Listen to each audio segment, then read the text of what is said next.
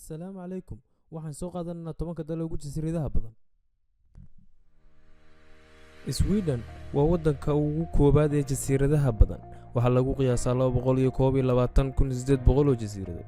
Waxaana waddankaas isku xiriiriyay bridge lagu qiyaaso Cotton Bridge. Jasiiradda Åland ayaa ah jasiiradda ugu weyn ee waddankaas.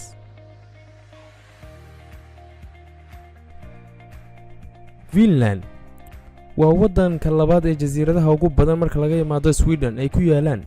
waxaa lagu qiyaasaa 188,000 oo jasiiradood. 445 jasiiradood kaliya ayaa si rasmi ah loo degan yahay. jasiiradihiisana waxaa ka mid ah jasiiradda Elvek,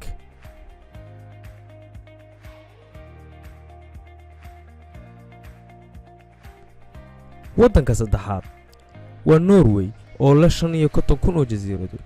jasiiradda Norway ugu weyn waxaa la dhahaa Spitsbergen.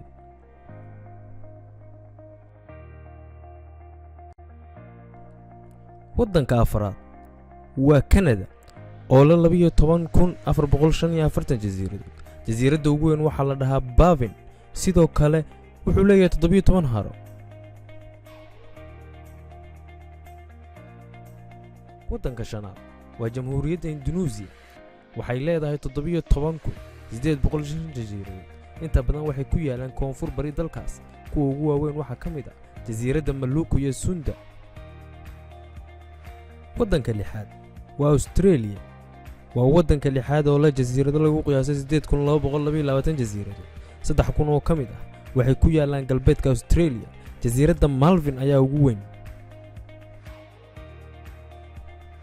waddanka toddobaad waa Philippines. Philippines waa waddanka toddobaad oo leh qiyaas ahaan 7,100 jasiiradood. inta badan waxaa soo booqda dad badan sanadkii. waddanka sideedaad waa Japan. Japan waa waddanka sideedaad oo leh jasiirado lagu qiyaaso 6,800 jasiiradood. jasiiradda ugu weyn Japan waxaa la dhahaa Honshu, sidoo kale waxaa soo raaca Kyushu.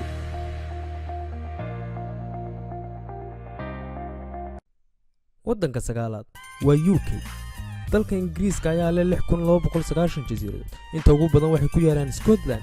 jasiiradda ugu weyn waxaa ka mid ah Skye iyo Orkney. waddanka Greece oo ah waddanka tobanaad oo leh 6,000 oo jasiiradood.